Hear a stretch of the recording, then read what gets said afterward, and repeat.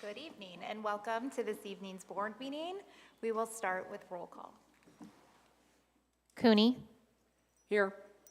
DeBeat, Here. LaRue, Here. Phillips, Here. Schneider, Here. Schur. Here. Connor is absent. We have a quorum. Thank you. I will ask you to all stand and join me for the Pledge of Allegiance. I pledge allegiance to the flag of the United States of America and to the republic for which it stands, one nation, under God, indivisible, with liberty and justice for all. Welcome to all of our visitors and our media representatives. The first item is our student school board representative update, and we have a new member here. Do you want to introduce Yes, so yourselves? Cadence Peterson is our new junior rep that's coming on board tonight, so we're very thankful to have you here tonight, and we'll let you two kind of handle your report tonight. Yeah, so we're so honored and excited to be back for another year with the school board. We thought we'd start off by giving you a rundown on the athletics and activities, and then finish off with some of the new things that we'll be implementing at the high school this year. So for cross country, the Muskie cross country team ran at Crow Creek on Saturday and will be running at the Cedar Rapids Kennedy Invite on Thursday. Muscatine High School football team played Cedar Rapids Jefferson on Friday night and unfortunately lost. However, the Muskies will be playing Assumption this Friday, and we are ready for a Muskie comeback. The Muskie freshman volleyball team is at Davenport Central tonight for a game, and the JV and varsity team will play Davenport West tomorrow at home. And also, some Muskie students will be participating in a Quad Cities male volleyball team that just started up, so we're excited for that as well. Congratulations to the Student Council for hosting the first PEP Assembly of the year. They did an amazing job with organizing it and having different activities while making it fun for the students. Also, a big congratulations to the 2025 Homecoming Court. The homecoming activities during Homecoming Week are as follows. Monday night is movie night on the MHS field at 8 p.m. to watch The Wizard of Oz. Tuesday night, there is a tailgate at 4 p.m. before the volleyball game at 6:30 p.m. Wednesday night is a Powder Puff football game, junior versus senior girls at 7 p.m. Thursday is the homecoming parade and coronation. The parade starts at Grant Elementary and ends at MHS at 6 p.m. And Friday is the homecoming football game. The Mighty Muskie Marching Band made their first full performance at the home football game on Friday. Their next performance is on September 19th at the homecoming football game. Their first competition is September 27th at Marion. The Key Club will have their first meeting on Friday, September 12th during Muskie time. There is also a group of FFA students who qualify to go to nationals at the end of October. The addition at the Ag Center is almost finished, and they are just waiting on the fire group. We also have 50 colleges coming to MHS on Thursday morning for a college fair. This is for students to learn about different colleges to see what they may want to apply to. With the help of Muscatine Public Health Center, the high school health classes and counseling services are welcoming a new initiative, The Gray Matters, which will help promote mental health awareness around the school and in the classroom. We think this will be beneficial not only because of the Daily Desired Experience form and helping kids feel more included and supported in the school, but we think that it would just be beneficial for not only the students in the health classes that will help implement this for kids that are thinking about going into the mental health field, but then also just students in general and making sure that they know that they're heard and supported. The high school is implementing new student appreciation and recognition for students who excel in academics and extracurriculars. The environmental team at MHS has been looking into a reward system similar to Student of the Month, but with more students impacted. And lastly, the high school has implemented a new pride statement to ensure community in our building. And so this is just an acronym that helps show kids that we all make mistakes, but we're trying to be the best version of ourselves, and we're trying to build a community where students are excited to come and learn. And then additionally, we have been more strict on our cell phone policy, which I have noticed a very large impact on. Last year we tried to implement a phone policy and it lasted for a little bit, But this year, I think the staff and the students are a lot more excited to actually participate in this kind of rule. So we're excited to see how that works out this year. Perfect. Any questions for them?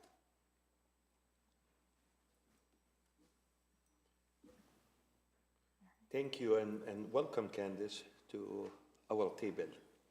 Thank you. And if I remember correctly, I don't think the candidates were named for the homecoming court. And I believe that one of these young ladies is part of that court. So congratulations on being a part of that. Thank you. So, The Gray Matters Collective, is that just in the high school, or will that go into other buildings? Do you know? So right now, we're looking just into the high school level. I have been working with this through student council because the student council has been getting involved with it. But right now, it's mostly the health classes and the counseling department that have been kind of heading this. I know that they want to bring in like speakers at some point in time to talk in front of the student body about like mental health. But I'm not 100% sure if they're going to be moving that down to like middle school and elementary school levels.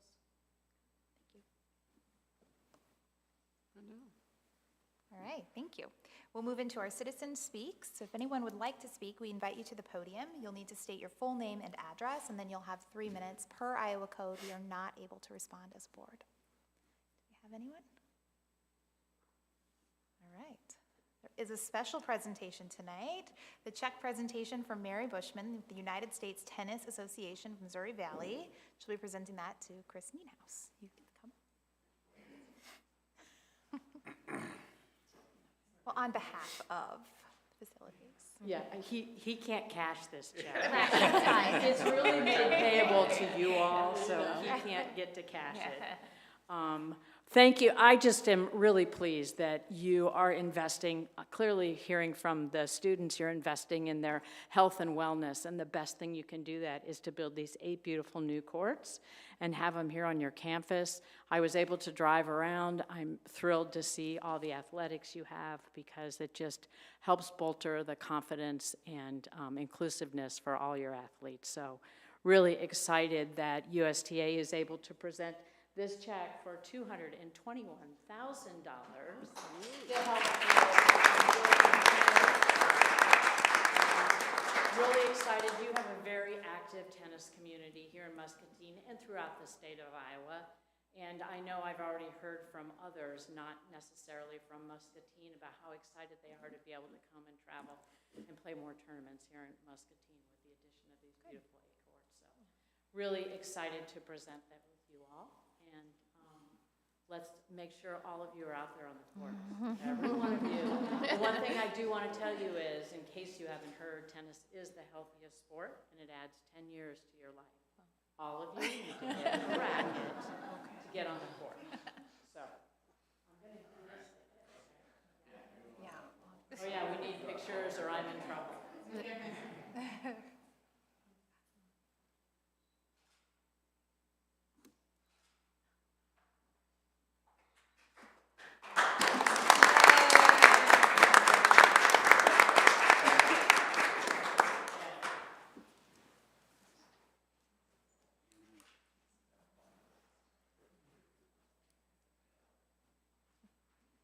The board target goals report is A, students will graduate prepared for post-secondary options. We'll have a presentation under this from the Muscatine Center for Academic Performance, or MCAP.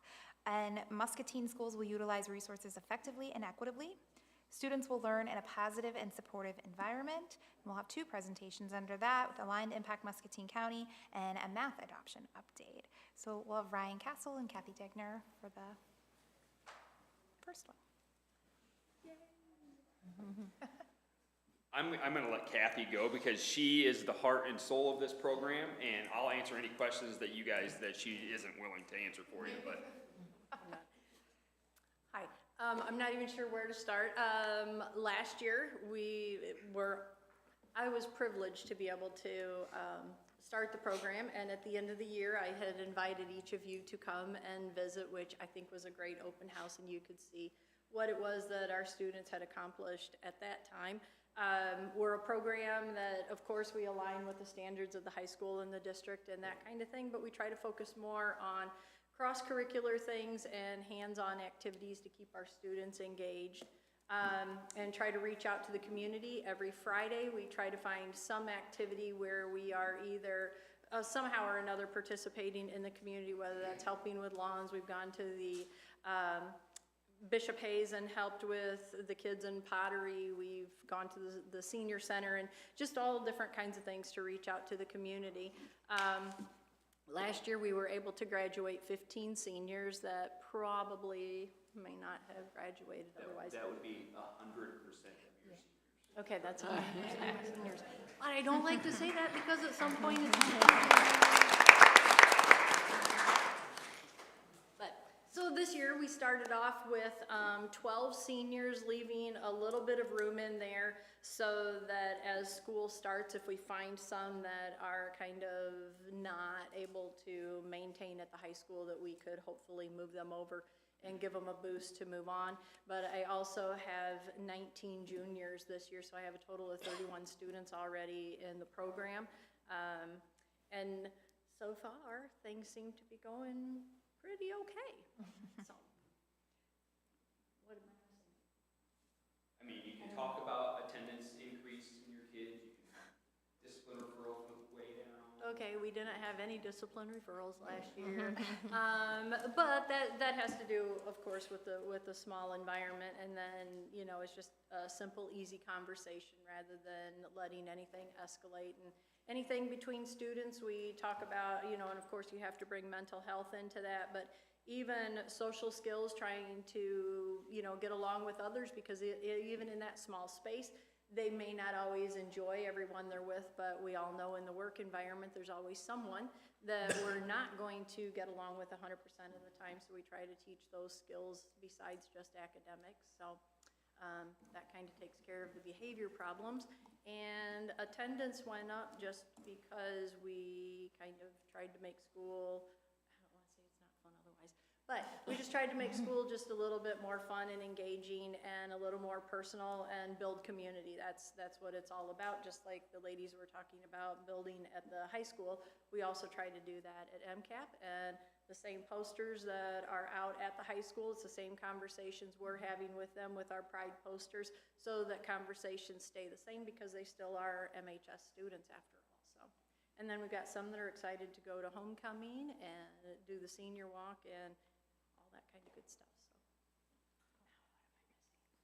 So, any questions? Yes, Kathy. Well, part of it is question, and the other part is I just wanted you guys to know I was able to be at that open house that you had on there, and I was really impressed with what you were able to do, and those posters and stuff I saw up, and that was really cool, just seeing all the different type of things. And on a board was like that listing to show the attendance and different things, and the kids seemed to be really proud of that.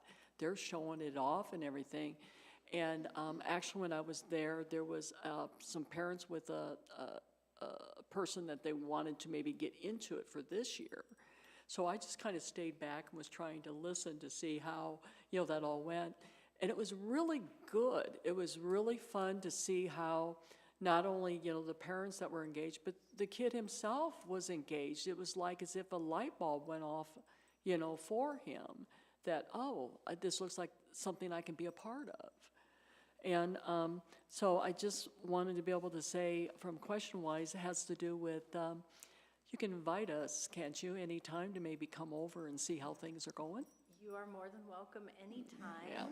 And in fact, I think board office members were going to make some visits at the high school, and we've already volunteered that they could come in October and come and see us first if they want to. So yes, any of you are, anyone actually is more than welcome anytime. You know, even if anybody in the public has any questions, our doors are always open, and we're willing to show what we're doing. So. All right, thank you. Well, Kathy, I look forward to visit, you know, the center too, but I want to say, you know, what you are doing is simply making a difference in the 12 senior students that you have and the 19 junior students. So keep up the good work. Thank you. Thank you.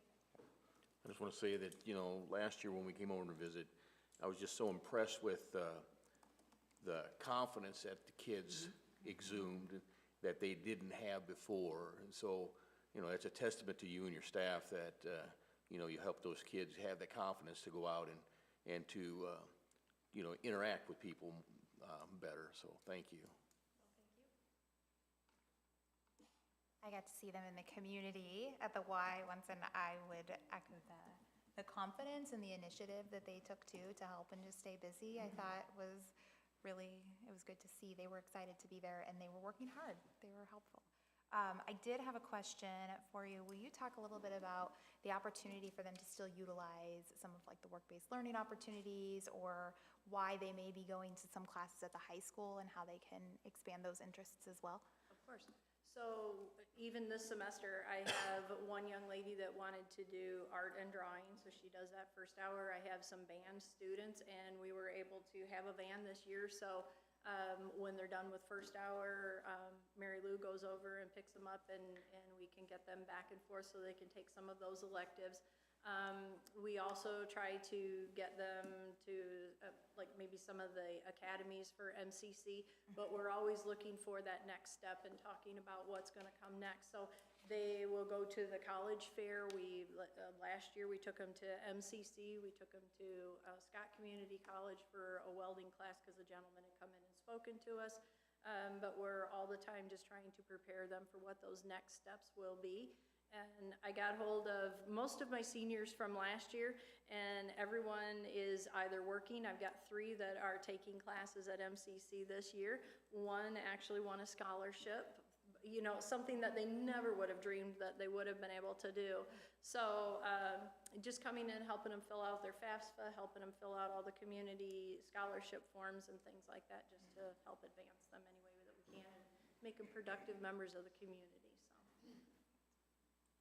I just want to thank you. I think you're kind of humble, but it takes a lot to do that and to maintain those relationships. And when I was at the open house, it was just fun to, a couple of my kids from the past were in there, and they were so excited, which is good to see them excited about school. So it's a good thing to help kids not fall through the cracks. So thank you. Well, thank you all for the opportunity. Honestly, if it weren't for all of this, it wouldn't be happening. So I just can't thank you enough for it. So I also want to say, you know, thank you for being here tonight. So Kathy was kind of voluntold to come tonight, but really it is to, you know, this has been several years in the making, getting this program off the ground and getting through that first year. And again, to see the success. And one of the things we've talked about as a district and certainly as a high school are multiple pathways, right? Not every student is going in the exact, you know, same place. And so how do we prepare them and allow them to move in the pathway that works for them? And this is just a great example of a new pathway that we've created to help kids be successful. You can see the difference that it's making in the number of juniors who are accepting a placement out there, right? They're hearing from those seniors, the current seniors and the ones who graduate, this is a great place to be. This would be good for you. Those kids are sometimes, you know, our best communicators for those pieces. And so, you know, again, Mary Lou and Scott, Garrett out there, I know it's a team effort, but I encourage you to get out there and see that. I also want to mention too, you know, when you think about your role, just how the board supports this in a variety of ways, we've purchased new vans, which has allowed one of our older vans to move over there, and they're using it all the time. They're running back and forth to the high school. Sometimes it's picking up kids that maybe didn't get up in time, but they're creating an environment like it's important to be there, and we're going to get you there, right? We'll get you to high school, we're going to get you to school, and we're going to help you be successful. And to see the percentage of kids who are graduating and going on, they're working full time, they're you know, registering for MCC. It's really changed the trajectory for these kids, and it's a really important program. And we're just really thankful for all that you guys are doing to help our students be successful. And I'll just kind of highlight, like, those 15 seniors that graduated last year, if they would have stayed at the high school, we may have gotten 5 or 7 of them across we would not have reached all 15. So that's a testament to what Kathy and Scott and Mary Lou are doing over there. They're reaching kids that we would have really struggled to reach last year. So as that program, and as you know, we continue to grow that program, you know, we hope that we can continue to make that statement and reach those kids that we would struggle to otherwise. So we appreciate your support in that. I do have one more question, I guess, and that has to do with, because I think we talked about once that it doesn't necessarily mean that they would stay in that program the whole year, that maybe it's just some kind of a progress that they need, and then maybe some of them can go back to the high school itself, or how does that seem to work for those folks? They would choose to, And they we're more than welcome, we would be more than willing to welcome them back into the high school full-time as students if that was the direction they wanted to take. I'll be very honest in saying, once they're there, they might want to come back for some elective classes, but it's very hard to get them back full-time because they have developed that sense of community there at MCAP, and Kathy does a great job with supporting those students. All right. Thank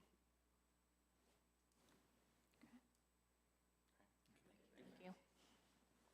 All right, our next presentation is from Aligned Impact Muscatine, Kim Ward.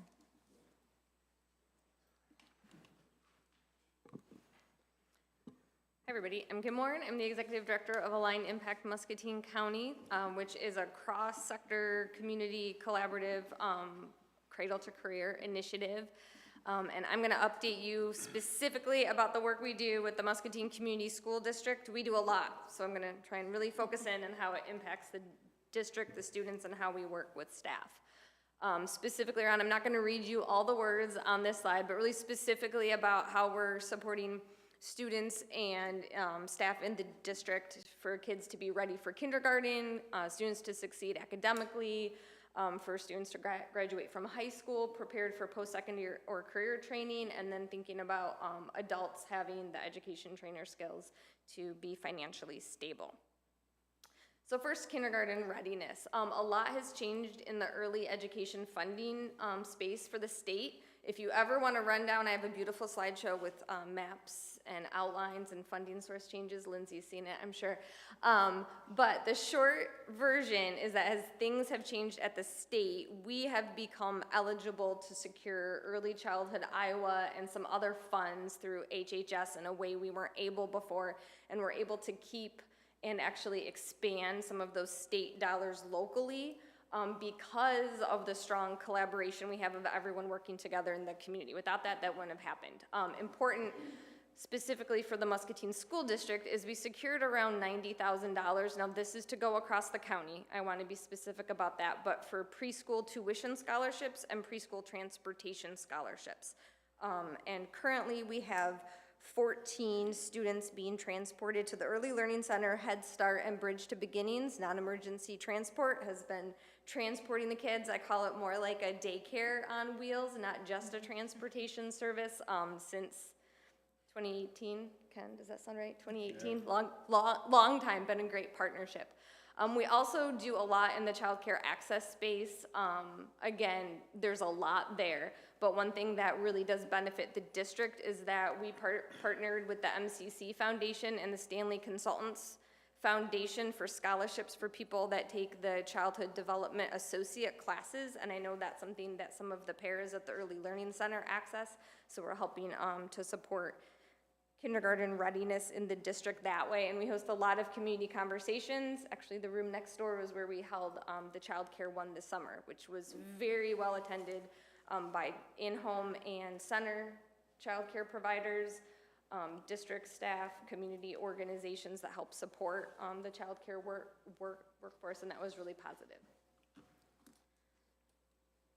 So then when we think about academic success, a number of years ago, we started doing K through 6th grade enrichment.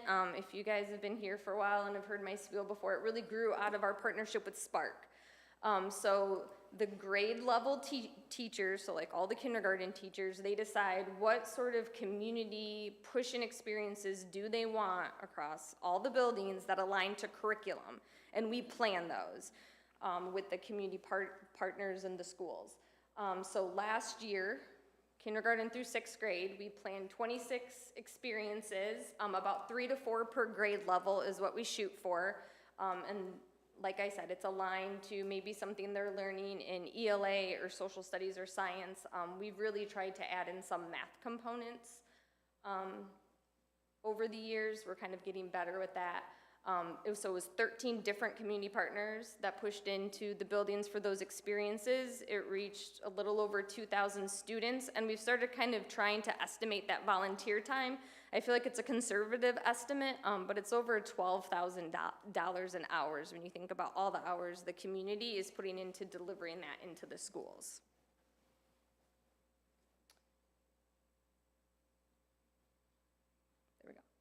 Okay, so like I said, where all this kind of community push and support and wraparound started was with Spark. So, and I know some of you I gave tours of Spark this year. I welcome you all to come next summer too. So in those 4 weeks, we did 52 unique experiences led by 25 community partners with the 281 students. It was really intense for those 4 weeks. So just that 4 weeks was over $15,000 worth of volunteer time at least, probably more. And that all was community-based organizations and businesses volunteering that time to the district and helping wrap around and support that program.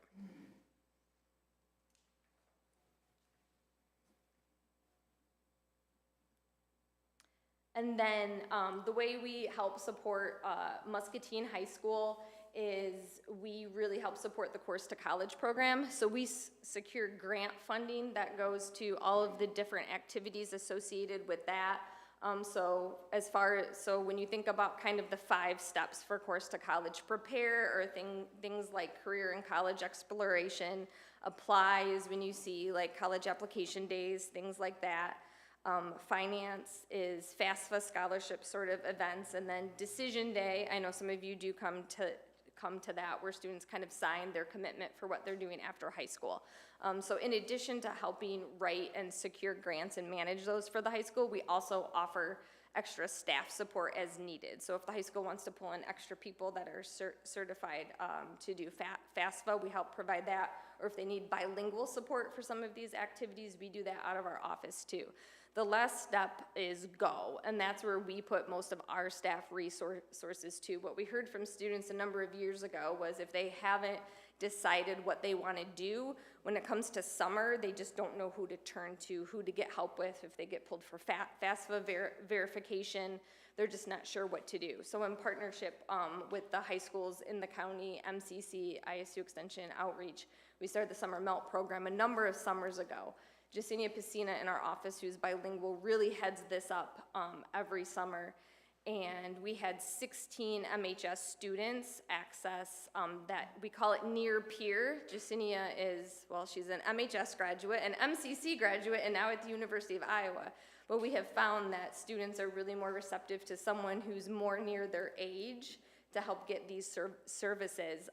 And of those 16 students, we only got financial aid information from 6 of them, but so we know that through that program, over $37,000 of financial aid was secured for those students.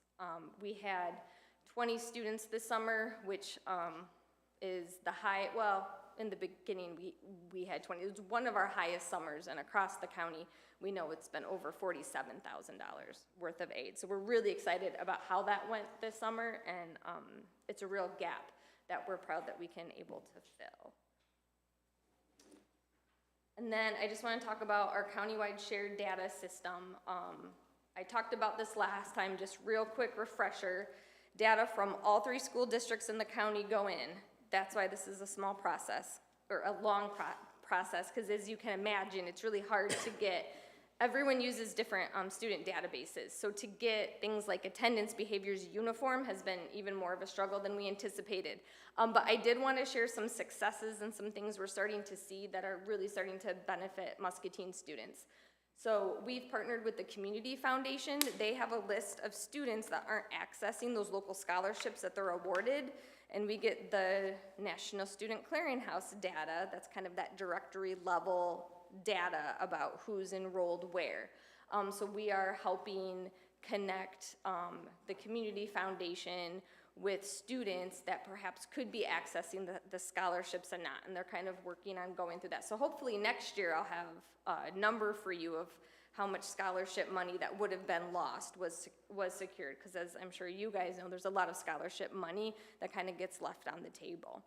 And then Kids First Fund is, I'm sure you guys are probably familiar, helps reduce barriers to education. It's in all the schools, the resource navigators, reach out to the United Way office for that. It provides everything from alarm clocks to socks to shoes to instrument books, really any barrier a kid faces. But we've been able now to start to measure what are the requests by school, by time of year, just to help plan out money and resources and how things are going, and maybe even starting to get ahead of some of the requests.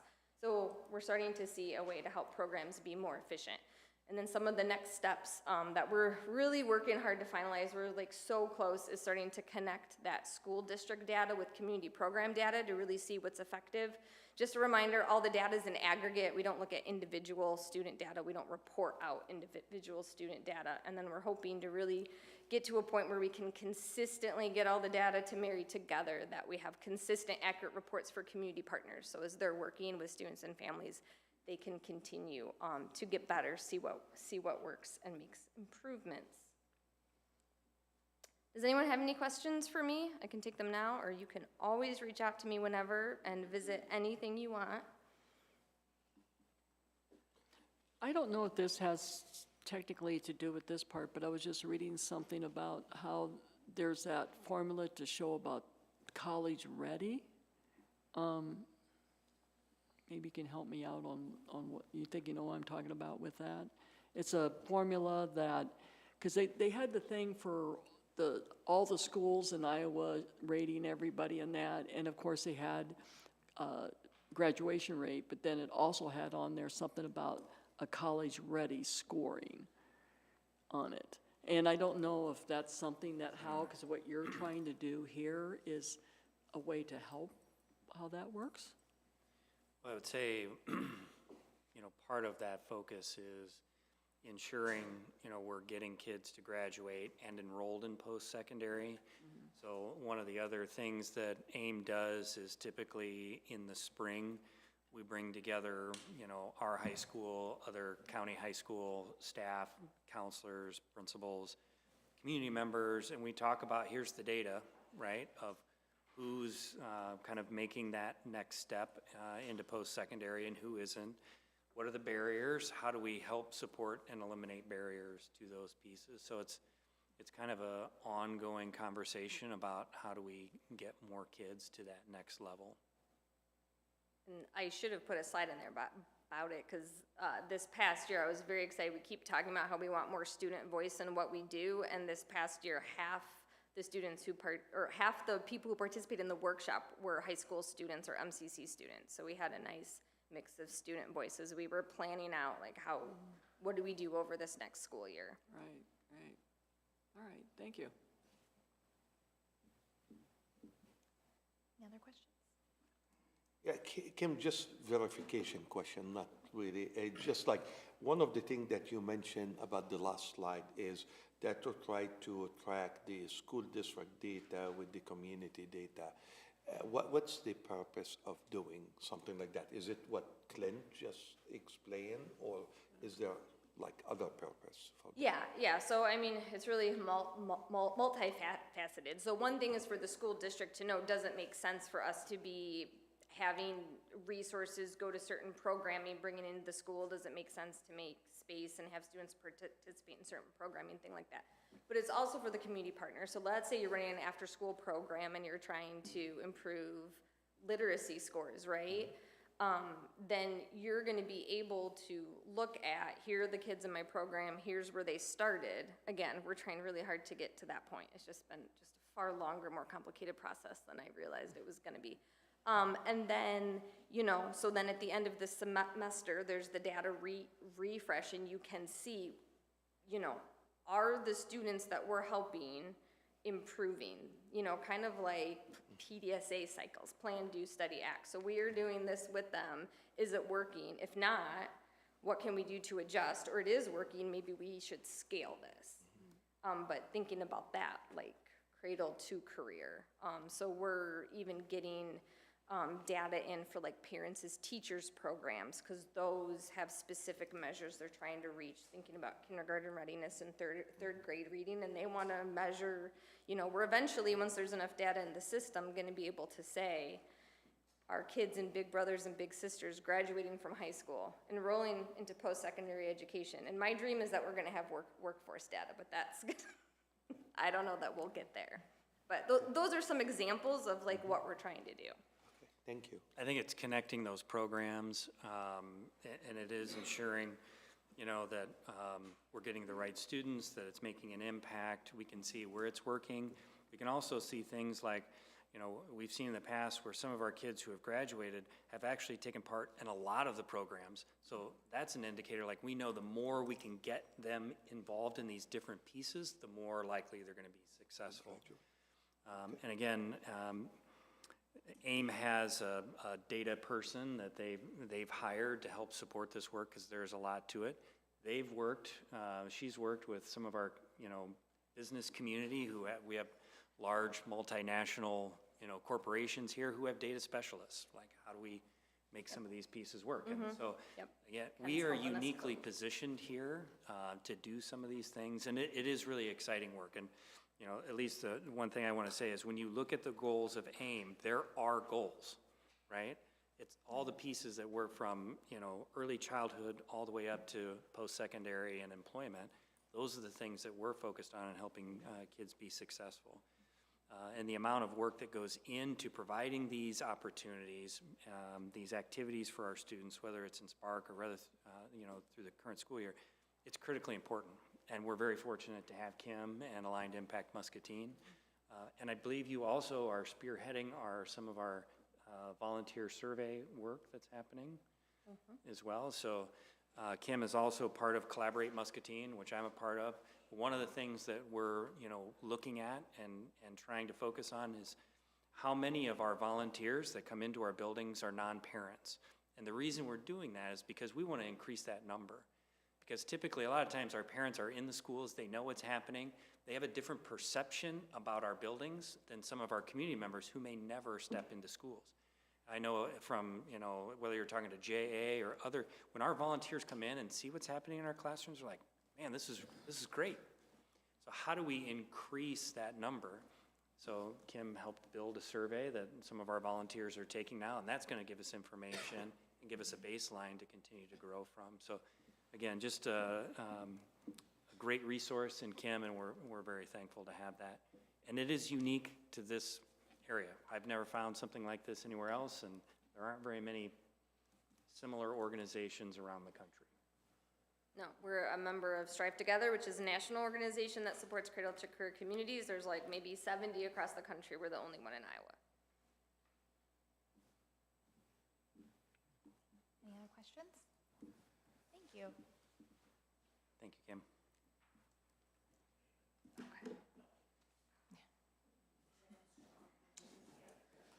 We will move into our math curriculum adoption update, and there are a few of you presenting, so. So I'll just start us out. We're just here tonight to give a little update on the elementary math curriculum adoption, and tonight I have with me Lainey Berry, who is one of our MTSS coordinators and works heavily in our curriculum adoption process, and then also Leslie Bennett, who's principal at Grant School, and that's one of the schools that will be piloting our math. So we're just going to take turns up here, and then we'll, at the end, answer any questions that you have. Hello, I'm Leslie Bennett, the principal at Grant Elementary, as Joelle mentioned.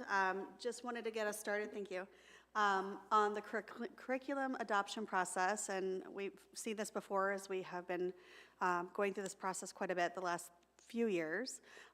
We started late last spring on the curriculum adoption process for math, and so we are moving, I would say, from phase 1 to phase 2 early this year, where we were preparing, and we're moving into the research phase. So last spring, our committee narrowed down the selection to 4. Okay, can't move it. That's what I did. Okay, now it works. Now it works. So we narrowed it down to 4 research-based curriculums that Lainey's going to go over here shortly. But we are in this prepare phase where we are going to be reviewing the curriculum adoption process with our teams. We are all participating in a book study called Principles to Actions, which is basically the learning how to do the strategies and the concepts behind math regardless of the curriculum in order to refresh our teaching practices in preparation for this new curriculum. And then we're going to be utilizing a scoring tool and Ed Reports research to review all of the core curriculum options.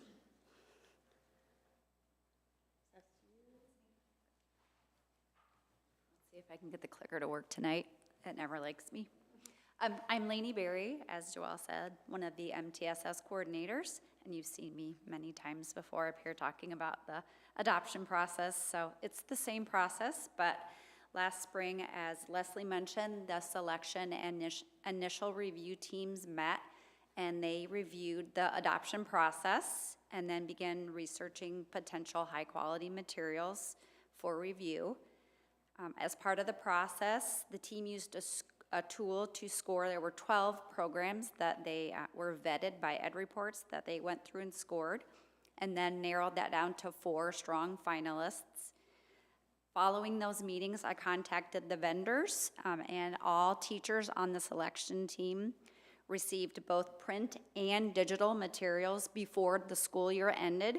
So they had the summer, if they wanted to review the materials online and in print, and kind of just getting to know the programs and the strengths and challenges of them. On Thursday, actually, we're going to bring the team back together and kind of begin the second portion of the research phase. And they will go through something I'll go through on the next slide called the Core Content Evidence Guide. And we'll kind of make sure they're familiar with that tool. And we'll be using that to review those 4 curriculum options and make sure everybody is prepared to review those consistently, and so we can choose the best possible, curriculum for our students and our teachers that meet our needs. These are the tools, and they're linked, that the teachers will be using on the team. And we do have K through 5 teachers, special education teachers. We have instructional coaches, administrators, and we have GT, gifted and talented teachers. So all teachers are represented. There are 4 per grade level. So there are many, many voices that will be contributing. They will be using the Core Content Evidence Guide that was just revamped. That's 2.0. And it basically was created by Ed Reports and has 3 stages called gateways. That first gateway is focus and coherence. And in order to get to the second gateway, the curriculum has to meet the minimum requirements. If it doesn't meet it, it won't go on to the next phase. And if we kind of used it as if it doesn't meet all 3 gateways, and it also has some non-negotiable components that we didn't even look at it because it has to be all green is what you say, all green on Ed Reports. The Math Core Content Guide is 111 pages. It's just very detailed. We're not going to be using that particularly, but it's there for teachers' reference to help them with the criteria. They'll be using the evidence criteria document more so that outlines the specific indicators that they'll be looking at when they review the curriculum. And then each indicator has a rubric that's very detailed that has meets, partially meets, or does not meet. And then they'll capture that on the scoring sheet, which we'll use when we make our decision about what curriculum materials to pilot. After the initial review team met in April, they selected these 4, they vetted and we scored and decided on these 4 products to review. You'll notice that 2 of them, Eureka Math Squared, which was adopted as our 6-8 curriculum, and then Reveal Mathematics, which was selected as our high school curriculum, are both on the list. So that's really interesting, and that alignment is possible should the team choose to select that material. On this slide, each Ed Report is linked to the product. If you have some extra time and want to look through that, you're more than welcome to. The next 4 weeks, these presenters, these vendors will be coming to Muscatine to share their products with the team. And then that will give us an opportunity to see the materials in action, ask questions, gather more information, and then be able to make an informed decision with our selection for the 2 pilots that will happen next semester. So after all those vendor presentations are complete, as I said, they will finalize their reviews, submit their scoring sheets. It's all online, so they can fill them out, and then I just get, the data kind of compressed, and then we can use that when we meet in November. We'll meet on November 18th to review those scores and just have a discussion and their input on the 2 that they want to move forward to pilot second semester. They will also select accompanying units from those pilot materials that align with the standards that we already had to teach, so that we make sure students are receiving the instructional pacing and coherence that they would using our other curriculum.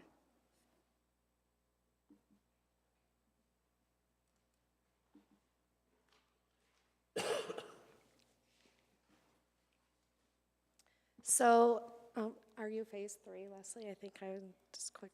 Okay, so we are on phase 3 right now. So, or we're getting ready to kind of talk through now, after we select the top 2, what that pilot will entail. So the schools that will be engaging in this pilot will be Grant, Mulberry, and Jefferson. And the reason those 3 schools is because the other 3 schools did our ELA pilot, so we kind of just try to divide that up. The dates for the pilot are in January through March will be the first pilot, and the second pilot will be in March through May. After the pilot, we will be gathering feedback from those teachers, and then we will also be doing community feedback and viewing, as well as getting feedback from our students. So we will communicate this out to all teachers at our district grade level meetings, and at the conclusion of the pilot team members will give their final recommendation, and then we will be coming back to you to present what that final recommendation is. And lastly, after we get done with that and you've approved our recommendation, then we will move then to share out with all of our stakeholders and make a plan for implementation for the 26-27 school year. So are there any questions for us?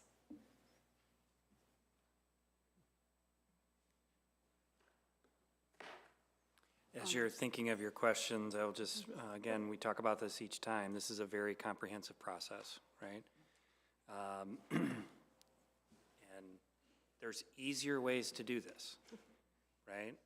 Where we could just pick some things or call some other districts, hey, what are you using? We make a choice, we do some professional development, move on. That doesn't mean that it's a better way to do it.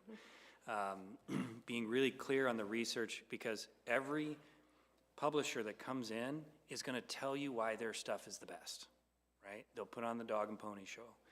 But do they really align with what we feel is necessary? Do they really meet the needs of multiple groups of students, right? And then the other piece is that the learning and the practice, the instructional practices that they have to work on regardless of the systems, right? That they're better at teaching math with whatever we put in their hands. I would say it's even more important at elementary math because your secondary math teachers went to school to be math teachers. At the elementary level, there's a lot of them that'll say, I was never very good at math. You know, I love teaching reading. I don't really like teaching math, which is why it's so important to make sure we provide them a very solid foundation in teaching practices, but also a great curriculum and resource. So again, that's what this process will continue to vet out. And there's more teacher voice in this process than any other process I've ever done anywhere else. And that's a credit to Joelle and our folks here that are just helping teachers through that, because it is hard. Now, and then we're asking them to pilot it. Because guess what? In reality, sometimes what you see in the dog and pony show isn't the same. And it's harder, and there may not be, or there may be pieces that are better than others. So really knowing what we're getting and what's going to work best for our kids. And we've seen that as it's happened with ELA and with our other adoptions, it's gone really well. I think we've been very happy with the results, and we're seeing the benefit of that. So it's exciting to get into this next phase for elementary as well.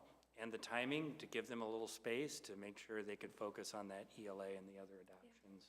Because it's a lot, because it's not just one department. You know, you are all departments when you're, you know, a grade level teacher. And I think that just, you know, a reminder, our 612 did move through last year, and we typically don't split a curriculum cycle like this, but we are making sure that we are looking at that continuity K-12 still. But we did need to give that space a little bit to our elementary teachers because they have had, you know, ELA, then social studies, and then they would have had math, and they just kind of needed a little year to, you know, catch their breath, for better lack of terms, so.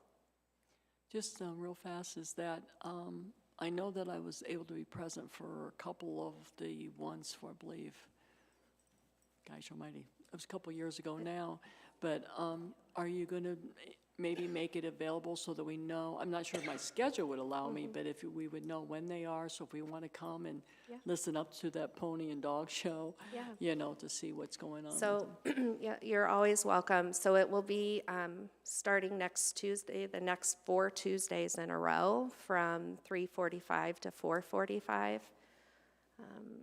But the other piece, just like with the other ones, when we get to those final selections, we make it publicly available. Anybody can come in and take a look at those. And we've had community members come in and review our, you know, some of the options there and provided feedback. And we'll take that feedback back to the group as they make their decision.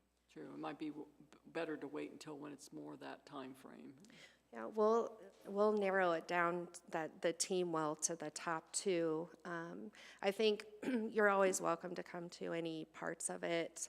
I think one piece too, you know, we always get student feedback. I know we talked about community feedback, and having student feedback is really important to us as well. It's always a little more challenging when they're 5, but they still have opinions. And I know when we did the CKLA adoption for literacy, the kids overwhelmingly, I think it was like 98% chose the curriculum that we adopted. So I think it's just fun to have lots of different input and feedback.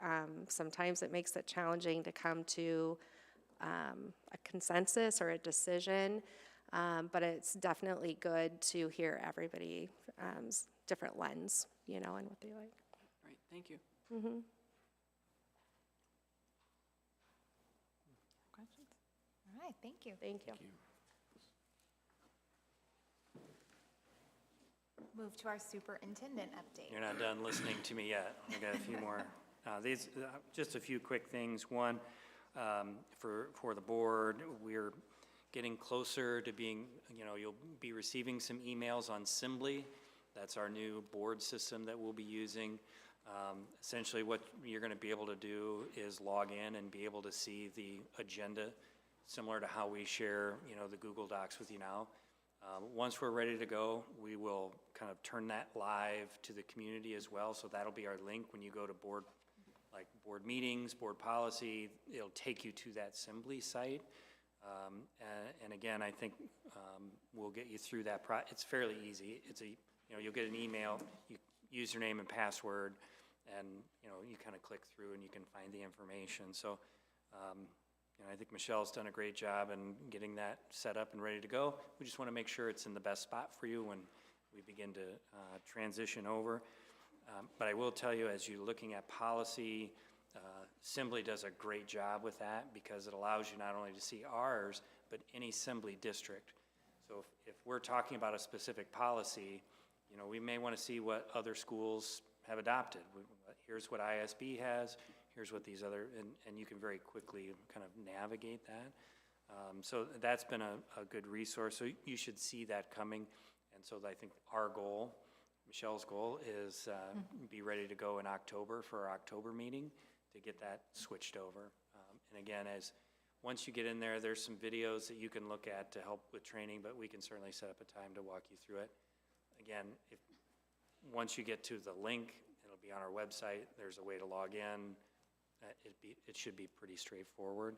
The agenda really looks like the agenda does now, just in a slightly different, I guess, format, if you will, but it's all the same pieces there. So I think that'll be a good transition for us. I just want to kind of keep that out there in front of you. Also, just want to, as we're talking about some board stuff, and I don't think I've shared this with everyone on the board yet, but we will be presenting at the IASB conference, and the topic will be our community conversations, because that's a unique thing that we do here that really isn't done anywhere across the state. And so Tammy and I were talking about some things that you know, that we can certainly share, and some successes that we've had. And that was one that has been well received from ISB. So I certainly will be there presenting. I may have to tap a few of you on the shoulder if you're there to be there for that session to talk about. You all have experience with it. But again, I think it's been a really important piece for us in connecting with the community and providing opportunities to discuss things. So it will be in there, and so we're kind of excited for that. I can tell you there's some other topics that they would also like us to share in the future. One of those is our MCAP program. And so I did talk with Tammy. I think given another year for us to get the program really established before we have them present, but that's also something that will probably be on the horizon as well. And then just the last piece, we've had a great start, I think, to the school year. In all of my years in education, I'm not sure we've had a better weather 2-week start than what we've had. So considering how hot it can get, and now we're gonna get some heat later this week, but it's nothing like that, the early August heat. So I think we're in a really good position there. It's felt like a really good start to the school year. And again, you know, the other piece to keep in mind, and will tie in certainly as we get into more of the finance piece later in the year, is just enrollment, right? And where we end up, October 1st is always a big day for us. But what I can tell you, just to kind of preference, we know we've been kind of in that enrollment decline. And remember, we're doing another demographic study to kind of get a better idea of that. But just as we look at this year, we have 381 seniors. We have 265 kindergartners. So automatically there's, you know, again, and where we see that enrollment start to flatten out is when some of those numbers get closer together. Okay, so we know we probably still have some more years of some of that. I will also say it's felt like, and I say felt like because we're not to October 1, that we've had more open enrollment especially at the high school. We've had more kids coming in. Now what the numbers will actually play out, I can tell you it feels like. So again, we'll see how that translates out. And then the very last piece, just I had a conversation with Margaret Buckton with AEA superintendents on Thursday, really kind of giving her perspective on what the legislative session might be like this year. Really kind of an interesting, you know, I think it's always a little bit interesting what's going to happen this year and the direction that it'll go. Probably more unique this year is Governor Reynolds is not rerunning.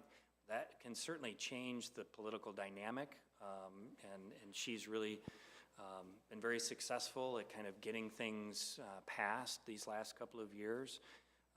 We think that her focus is probably going to be on property tax reform. They started to do some of that last year and didn't get it finished. There's some conversation that this might be something that she wants to kind of, one of her culminating pieces is to get some of this passed. And again, based on what they did last year, it probably impacted cities, counties, municipalities more than districts, but there'll be an impact. And so, you know, again, really important as we advocate for things that, you know, when they're making decisions on that they have a really clear understanding of how it'll impact taxpayers and how it'll impact districts. So, you know, again, I think every session is unique and makes me a little nervous, and this will be no different than that, but we'll see how it continues to play out. But again, having that, you know, it will be kind of a unique position, I think, with the governor not rerunning and how some of that will play out through the session. So with that, any questions?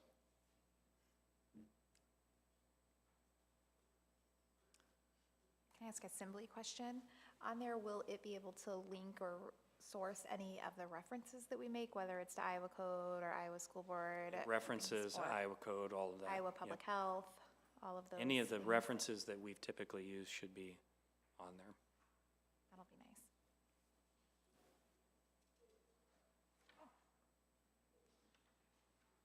The action portion of our agenda is rather short, so the following items are considered to be routine by the Board of Education and will be enacted by one motion. There will be no separate discussion of these items unless a director so requests, in which event the item will be removed from the consent agenda and considered in its normal sequence from the agenda. We have minutes, bills and claims, employment recommendations, 2526 MOA with EICC, and board policies with no minimal or required changes by law. How would the board like to proceed? I'll make the motion to approve the consent agenda. Second. We have a motion and a second. All in favor say aye. Aye. Aye. Any opposed, same sign? Okay. On to the discussion part. We have Tom with financials. Okay, good evening.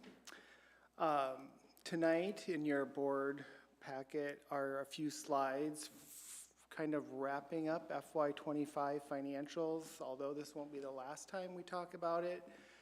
This will be the report I have because, you know, September 15th is the date that schools have to certify their annual report, their special ed supplement, and their transportation report. So we're prepared to have that done and ready to go. We did have our school district audit last week, Tuesday, Thursday, Friday. They were on site, and now I'm just kind of doing some follow-up follow-up data that they are wanting, explanations of things. So overall, the audit went very well, I thought. We will receive an unqualified opinion, which is the opinion we want. That's the best opinion we can get. So with the amount of federal revenue that we receive, because we receive over $500,000 every year, we do have to have a single audit is what it's called, and this year the School Nutrition Fund was the federal program that was selected, and there were no significant findings. So in your board book there on page 3, I'll start talking about one of our financial indicators is our unspent authorized budget.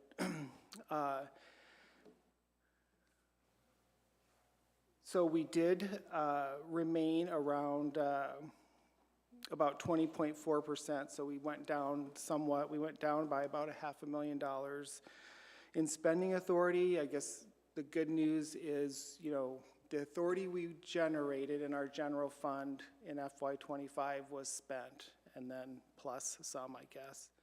So, so that's important, you know, whether we'll have to wait and see about a trend downwards in spending authority every year, but we, you know, have made decisions for FY26 that will impact our budget that I'll report on later on this year.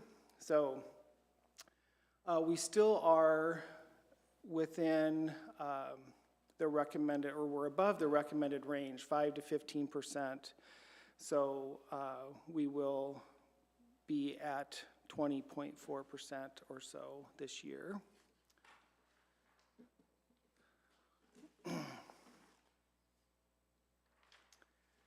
So page 4 is another financial indicator, and that is our solvency ratio in the general fund. So we fell about 2% to 15.2, which we kind of knew we were, and the reason I say that is because, you know, solvency ratio is different than spending authority. The solvency ratio does have to do with revenue we receive and then our fund balance in our general fund. So the revenue minus expenditures is our fund balance. So special education, English language learners, ELP costs, those are two areas where we typically overspend every year, so that takes cash to do that. Where does that come from? If we're not getting the funding, it has to come from our cash reserves. And so that's, that will be an issue with our solvency ratio.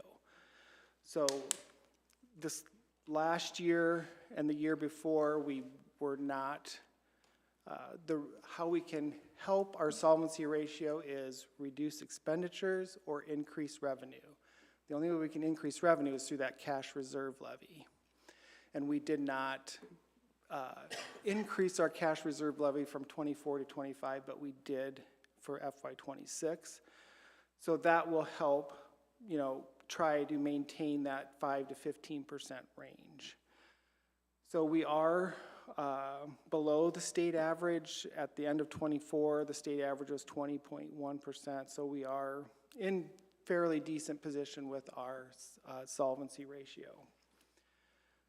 Some, you know, we could, I don't want to get us into this position, but, you know, getting a negative solvency ratio just causes, you know, we have, we end our revenue, sorry, let me rephrase that. The last state aid we get is in June, the last property tax we get is in April, but we still have bills to pay through June, July, and August, and so in a negative solvency situation, you would have to borrow money to basically pay your bills, and that's not a position we want to be in because obviously that costs money and time, and so I think we're in a decent position there. So page 5, this is just summarizing our published, our actual expenditures compared to our amended budget. So remember, in those 4 functional categories on the left there, we have to make sure that we spend within or below the amount that we published. We did do a budget amendment, and had we not done a budget amendment, we would have been over in 3 of the 4 categories. So we did amend, and so we'll end up okay there in our published, our actual expenditures to our amended budget, okay? So the next 3 pages, I am summarizing our overall revenue is on page 6. So this includes, think back to that treasurer's report I give, our general fund, management fund, activity fund, all your capital project funds, and school nutrition fund. So all of that revenue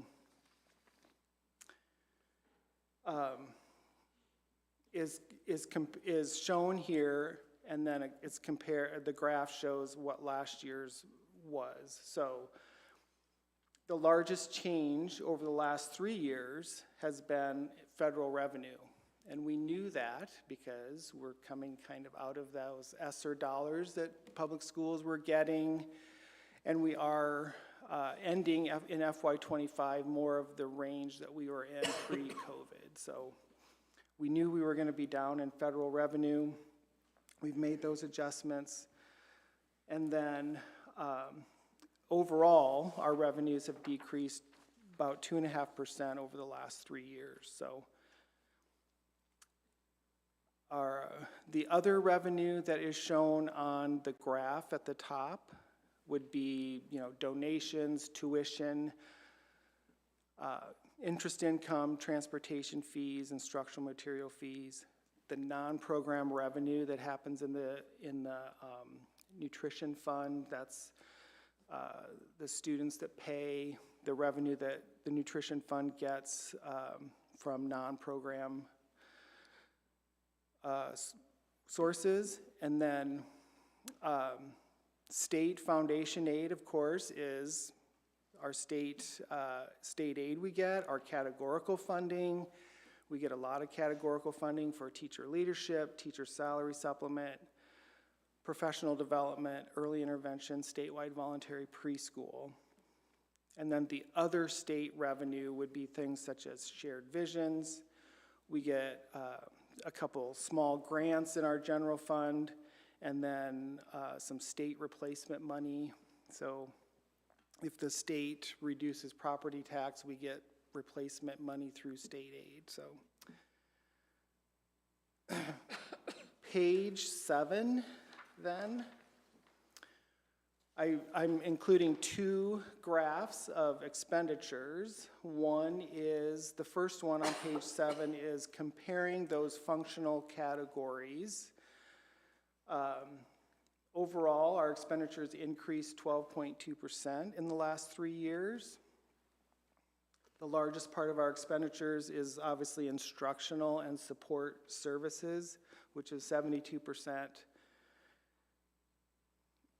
And then on page 8, when you look at those object categories, and what I mean by that would be salaries, benefits, purchase services, supplies, property, so technology, computers, that kind of thing. The largest expenditure there is in salary and benefits, 56% in all those funds. If I just separate out the general fund, that's about 80% of our general fund budget or expenditures were salary and benefits. The last slide then just summarizes our self-funding insurance. If you remember, about 4 years ago now, we went to a self-funding model. So for FY25, our claims fixed costs per employee per month were about $1,097, which is an increase of 10%. We knew that based on our stop loss premiums that we had to pay, and then our funding, so the amount we were putting in was about $1,030. So we did use some of that reserve in our self-funding insurance fund. So, as I said, that's FY25. I'll come back probably in a couple months when our audit report is ready to be approved. And then we will start FY26 financials next month. So, any questions? Well, Tom, I have just a quick question with the self-insured, Okay. they increased the around 10%. Is that the norm around like self-insured district or? Is it the normal? Yeah. I don't know that I could answer that, if it's normal or not. I guess it was probably expected, I could say that, just based on when we were talking about going from 24 to FY25 and, you know, insurance costs, and then we had increased our stop loss ratio last year, which would mean the board was exposed to more liability from, was it 70 or 50,000 to 75? 75, I think we went to. 75 to 100, sorry, I don't remember, but yeah. So that was expected, I guess I could say, John. And we did, just to kind of finish up on that, so we budgeted a loss in that. We actually came pretty close to almost breaking even, so did not end up in the, I guess, to the loss that we thought we were going to. And again, that's, as we've built that fund balance, it gives us a little bit of flexibility that when you're fully insured, you don't have. So it has been a really good thing for us. Yeah, that's partially what I was going to ask on, John. And you're right, because insurance is always a funny one in which to be able to tell how that's going to be or raise. And I know right now that a lot of people are concerned, period, on what their insurance is and going to be. And so is there a way for us to predict or anything, as in like how much we might have to, like that 10% or whatever? Well, yes. I guess we have an insurance committee meeting, and we have Holmes Murphy come in and present every year. Probably we will be doing that here in October. And then we start the process of renewals probably December, early January, where, you know, we're provided with the data on claims experience for the district, and then I guess predictions are made, I guess, for the performance of our plan. I mean, there's a lot that goes into it. It's hard to explain, but I mean, so. And then we have, you know, Wellmark, who will give us, they'll estimate what they think our claims are gonna be. Holmes Murphy comes in, usually, I think Wellmark's always higher. They tighten it up a little bit, and then we see kind of where we fall, and that's part of that reporting out. I would say over the last several years, the average has been that 8, 10, 12% increases.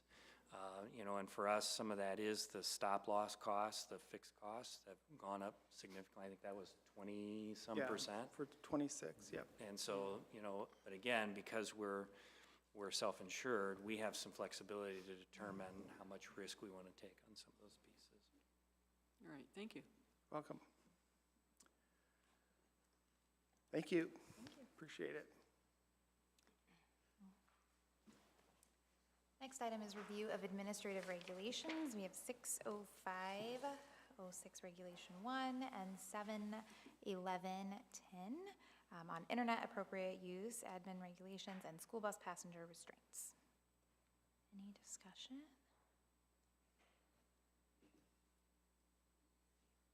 I do have just a comment on the school bus passenger restraints. So we also had that policy earlier. So just a comment, maybe you can elaborate if you want to. But if we have a policy and regulations, I want to make sure we can comply with them, right? So as our fleet is cycling out and we have more buses that are going to be equipped with seat belts, do you have a process, or maybe you're working on this too, to make sure that they're road ready and easily accessible? So I toured a bus last week and noted that you cannot stick your hand down and grab it up. I'm sure there's some maintenance responsibilities or mechanical stuff that needs, not maintenance, mechanical, I'm not in the transportation world, but that needs to happen before they go out. Also, I know accessing them might be a little difficult. So just around those, like how does it work to get them on the road and ready so that we can have students utilizing them? I don't know that all of our bus drivers would be capable, I hope that they are, of doing that. And then I have a second part to it too, because I know that those seat belts are in there at 13 inches, right? Every bus seat has 3 spots, and so that's where you're expected to buckle. When we're looking at routes and the capacity of a bus and planning those, do we take into consideration that like our upper elementary students are probably not physically able to sit 3 to a seat? Yeah, we generally don't. There's very few times that we have 3 to seat at any of the routes. So, yeah, that's not really an issue at this point. But, yeah, I mean, as far as the seat belts go, you know, the drivers are supposed to do a pre-trip and a post-trip. That's probably something that we need to work with them on to make sure that those are available and ready. So we can work through that, though. Okay. So And I that would noticed fall that on the drivers, or? Well, generally, to, and like, if they see can't what- do it, I mean, most of them, I think, are able to probably do it, but, Okay. you know, obviously, there's a maintenance program that we use before inspection. You know, I would have to check into it, honestly. Like, I don't know if we actually pay a ton of attention to the seat belts, because it is fairly new, you know, but certainly we can make sure I that think it's generated conversation for good yeah. reason too, because your team is reviewing Yeah, the yeah, policy. sure. So then it's the question of, can we comply with what we're asked to do? And then if adults struggle, can kids actually be responsible for that themselves? So just making sure that it's Yep, we'll certainly pay a little working. more attention You to run them, through make it a sure they're couple ready to times go. ourselves and see if we can do it. Yeah, that was kind of partially what I was thinking on too, because of that last note there. It says drivers are not liable for students wearing seat belts while riding. Drivers are responsible for instructing the students to put on seat belts prior to the 3 above scenarios. So there's at least supposed to make sure they're telling them that they should have those seat belts on. If they have seat belts on the bus, which right now there's only 18 of our 40 buses have seat belts. So they are to instruct the students, if there's seat belts on their bus, to please put your seatbelt on. How much of that actually happens is, probably up in the air a little bit. I don't think it's a whole lot, but we're certainly verbalizing that to the students, though. Yeah, clarify, the bus drivers are saying it. Right, It's that we right, don't know yes, how often the yes, students yes. are listening, yes. That's what I was thinking he said, but then Yeah. again, it was like, yeah. And Chris, since, they are talking about this issue, I'm just thinking loud, so we have almost half of our buses without seat belts, right? Almost. Does that affect our rate of, the insurance rate for us or not? Do we know? No, probably not. Iowa, a few years ago, put into law that all seatbelts needed to be required to have, all school buses were required to have seatbelts. So every bus that you buy now is going to have a seatbelt system. But as far as insurance goes, I doubt it. I mean, we have such a big blanket policy of insurance and vehicles and things. I don't think that one thing is going to affect our rates too much. If a bus has seat belts available, does law require them to use it or no? No. They're only required to have the seat belts. The law does not enforce them. That would be a challenge, certainly for our drivers. Because I believe 6 states have said you have to wear them. Yeah.